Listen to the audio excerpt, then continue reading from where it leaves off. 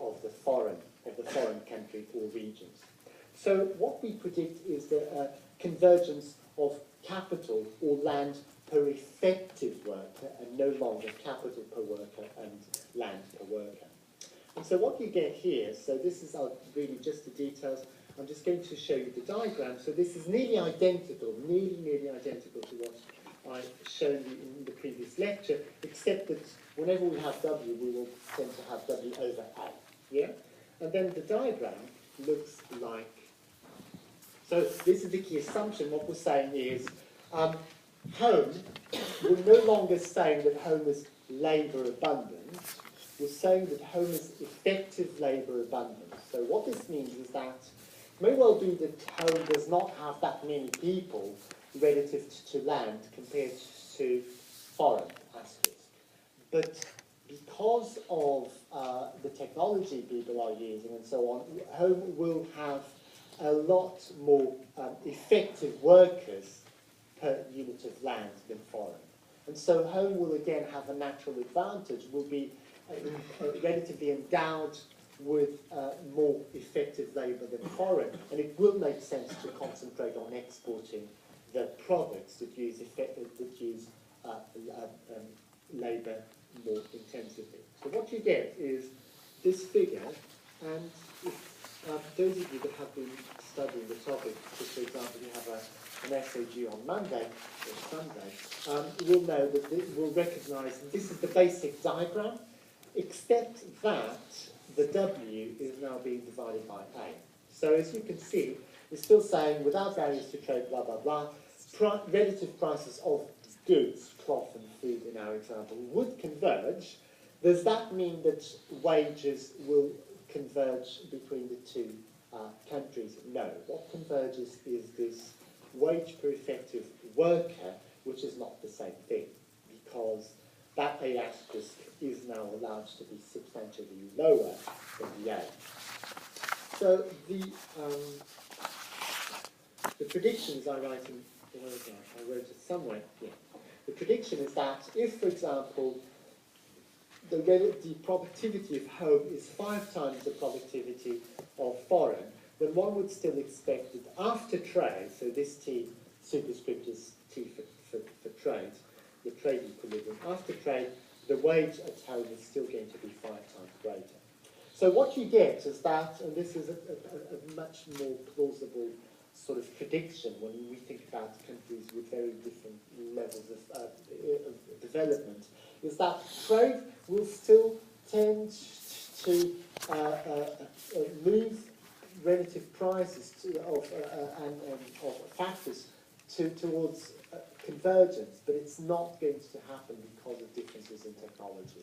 But the impact is still there. So on the diagram, you still see that the relative, the wage per unit of effective worker is still going to move closer to the equivalent wage for foreign, but of course it's not. There's not going to be equalisation of absolute wages. Right. So these are the things I'm just saying. Read the article. I haven't spent much time on this at all, simply because these two things are quite technical. This one here, technologies with constant returns to scale, is of course going to be the topic of the second lecture in about 10 minutes or so. So the basic idea is we have assumed that lots of technologies out there, most products out there are produced with constant returns to scale.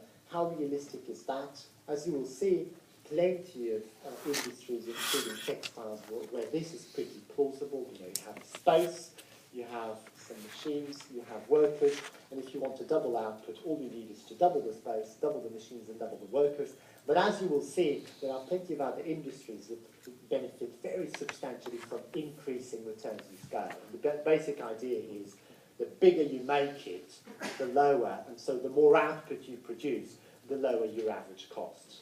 And this simple change, and it's a realistic change, you know, consider that there are many products out there that are produced with increasing returns to scale rather than constant returns to scale. This simple change is going to give us another reason for trade. So I'll be spending, of course, about 2 lectures looking at these modern theories of trade with increasing returns as go. On more factors and traded goods, well, that's actually a simple application of this is the specific factors trade model. And there's an entire chapter, I think, in your textbook devoted to this. And it is before the Heckscher-Ohlin chapter. Although historically Heckscher-Ohlin was first derived, and then people came up with this specific factors trade model. So it's nearly identical. It's really it's very, very simple. But now we're saying, actually, there's going to be one factor of production that is mobile between the two industries, so cloth and food, and that's going to be labour. But the other factor is going to be specific, at least in the short run, to each sector. And a sharp way of doing this is to say, well, you don't need capital to produce food. You need land. You need a T10. And you don't need land to produce cloth. What you need is capital, machines. And so, of course, there is no reason why there should be any mobility between land and capital because they're totally different factors of production. And so, in that case, you're going to get trade is going to result in very different changes for the rewards to factors. Much of it is still very similar, but there's going to be some variation. So here it goes. How is it that we illustrate the impact of trade? Because we only have one factor that is mobile, in this case labour, it's actually straightforward to represent what's going on. Our basic assumption, remember, with mobility of factors is that no person will want to work in an industry that is paying less than in the other industry. So what we look at is equilibrium, and in equilibrium, the wage paid to in the one industry, cloth, has to be the same as in the other industry, food. So what we have is all of these competitive firms in each sector, and as you know, and I went over this basic stuff last time, they will simply equalise wages to the value of the marginal product of labour. You have all of these firms choosing optimally the amount of workers in this way, and of course this value of the marginal product of labour in the cloth industry will have to be equal to the value of the marginal product of labour in the food industry. Logic, these are also equal to the wages, and what we've just said is that wages will have to be equalised. Otherwise, there would always be people moving from one sector to the other. So when you look at equilibrium, you look at a situation where the wages are the same, hence these values of the marginal products of labour and capital, marginal products of labour are also equalised.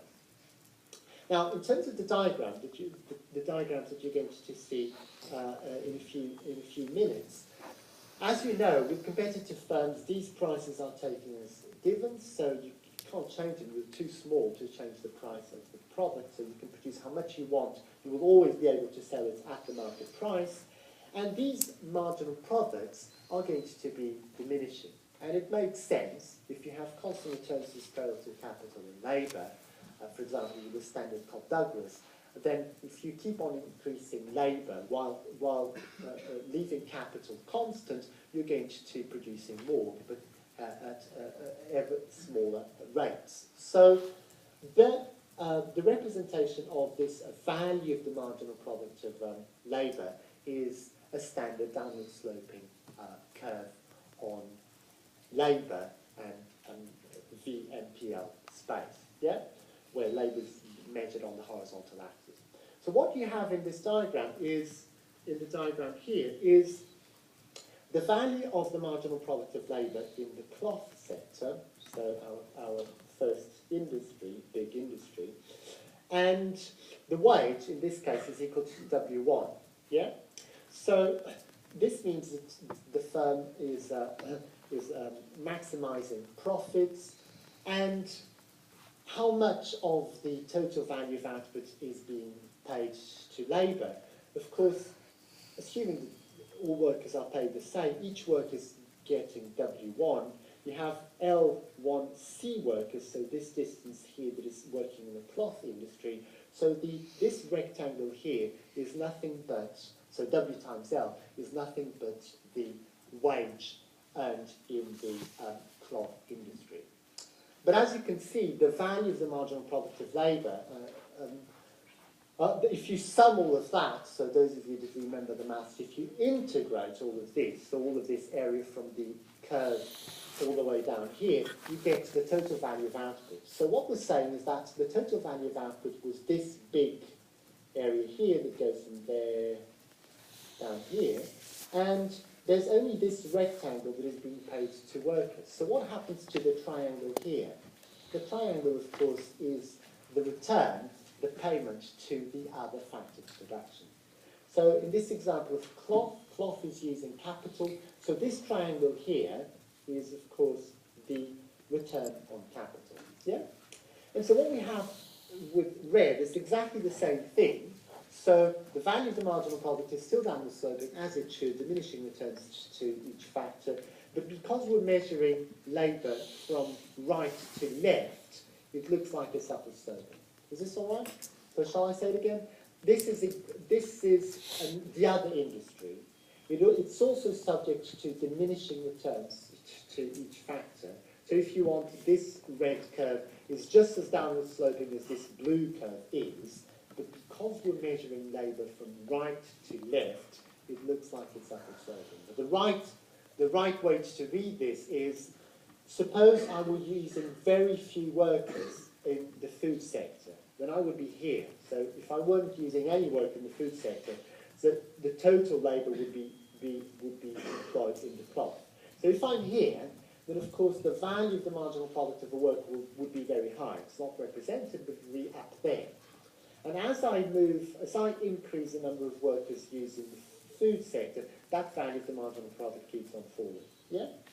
And so what we're saying is that because we are assuming labour mobility, that the economy will only be in equilibrium if the wage has been equalised across the two industries. Yeah, and so that's that point one, and you have the equilibrium before trade.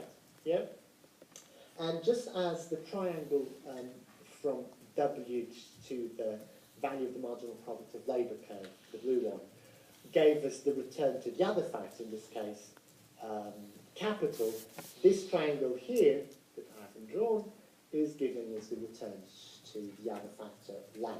Yeah? So what happens with trade? Well, we're going to follow exactly the same idea as before. So trade is about an increase in the price of the good that was produced relatively cheaply at home. So in our example, throughout these last 3 lectures, it has been cloth, and so we're still saying that after trade, home that produces cloth relatively more cheaply than abroad will become an exporter of that good.